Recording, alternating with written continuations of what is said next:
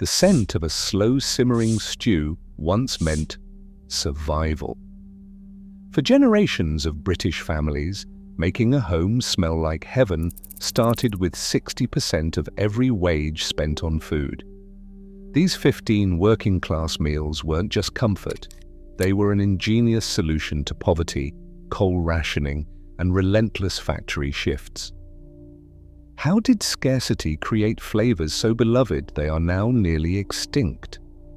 Here is what hardship really cooked up. In the heart of Britain's industrial cities, home was often a cramped terrace, every room pressed to its limit by family, laundry, and the daily struggle to make ends meet.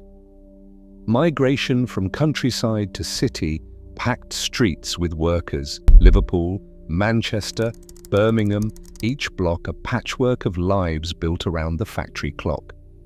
In these houses, space was precious and privacy rare. Cooking happened in kitchens barely wide enough for a table, with a single coal range doing triple duty: heating, boiling water, baking bread, simmering stew. For most families, that coal was rationed and expensive, so every meal had to justify its fuel. By the 1930s, records show that working-class households spent up to 60% of their income on food. The numbers left little room for choice. Bread, potatoes, and tea filled bellies when meat was out of reach. The weekly wage packet arrived on Friday, and by Monday, most of it had already vanished into the grocer's till. Women managed these budgets with careful calculation, stretching a Sunday roast into cold slices, then hash, then soup, with the fat, dripping, saved in a jar for frying or spreading on bread. The kitchen's single heat source meant one-pot meals reigned.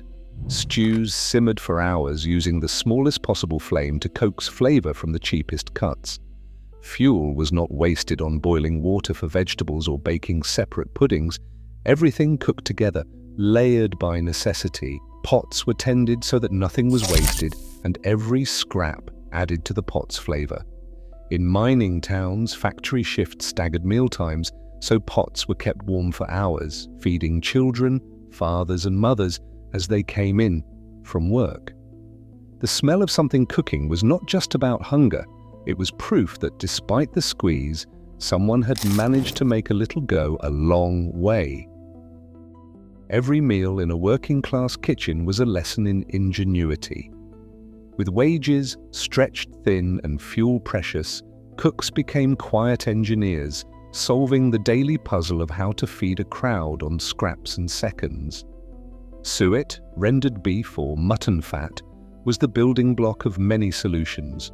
Mixed with flour, it produced dumplings, steamed puddings, and sturdy pie crusts that filled stomachs and trapped every last drop of flavor.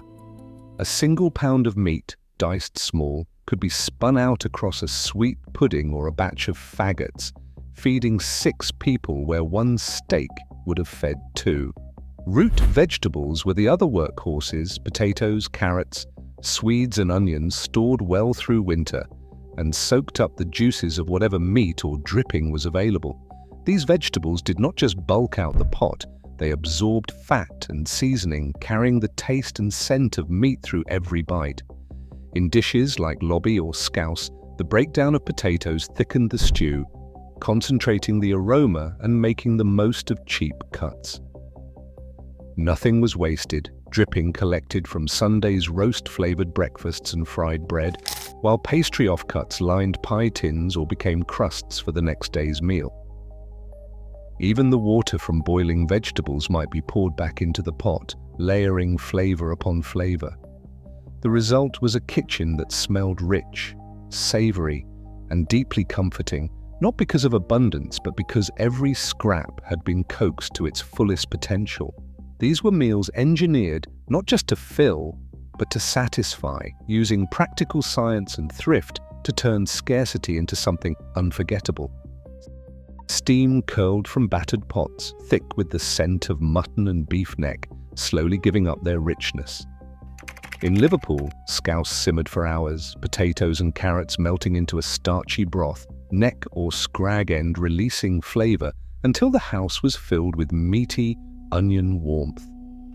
In the potteries, lobby meant onions, root veg, and whatever beef could be spared, the sweet steam cut by the sharp tang of pickled red cabbage on the side. Cow heel stew demanded patience.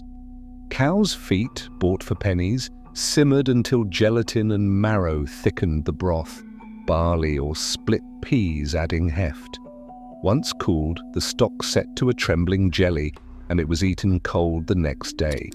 Tripe and onions left a mark, milk braised strips of cow stomach, softened with slow-cooked onions and finished in white sauce.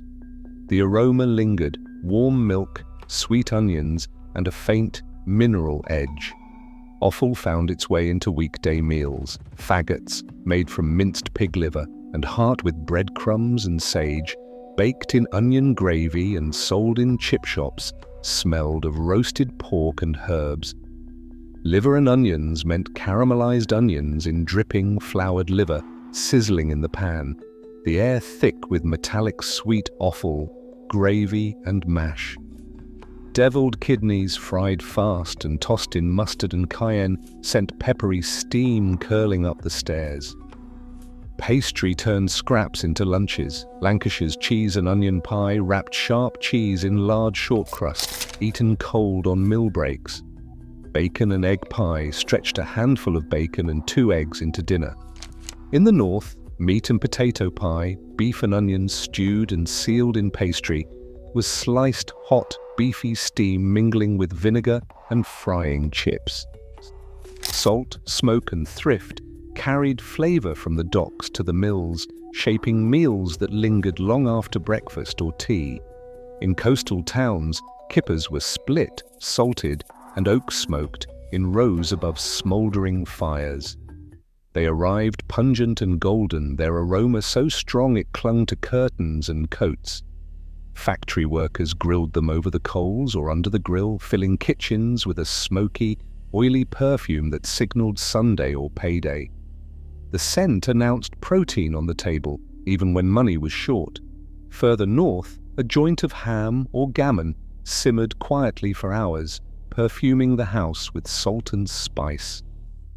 The water from that pot never went to waste. It became the base for peas pudding, a thick, yellow mash of split peas cooked until creamy and spreadable. In the northeast, slices of boiled ham and dollops of peas pudding were piled into stotty cakes, dense, chewy bread baked in local ovens, turning leftovers into a centerpiece for Sunday tea. The combination of salty pork, earthy peas, and fresh bread created a smell that mixed comfort with celebration. In London's East End, brisket was brined with peppercorns and bay, then simmered until tender. Salt beef and dumplings, a dish brought by Jewish immigrants, became a staple for working families across the city. The spicy steam rising from the pot promised warmth and sustenance, while the suet dumplings soaked up every drop of broth, making sure nothing was left behind. Monday meals rarely started from scratch. Bubble and Squeak took the cold potatoes and cabbage from Sunday's roast, frying them in leftover dripping until crisp and golden. The sound of frying, the nutty, roasted smell, these were the markers of a new week, built on what was saved from the last. That cold pan, that bubble and squeak, announced the week had begun. Even the humblest snack had its place. Bread and dripping, thick slices spread with the cooled fat and savory jelly from a roast was a taste of Sunday carried into the week. The aroma, faintly meaty and rich, was a reminder that nothing was wasted. In these homes, every scrap was transformed, and every meal was a small act of ingenuity that filled the house with the scent of making do. Frozen dinners entered British homes in the 1970s, promising speed and convenience that simmered stews could never match. Supermarkets, chasing profit and shelf life, began delisting offal and cheap cuts, tripe, cow heel, even kidneys, replacing them with uniform, shrink-wrapped meat. By the mid-1990s, BSE regulations banned brains, spinal cord, and other traditional ingredients from the food chain. The numbers are stark. In the 1960s, nearly 7 out of 10 households cooked offal.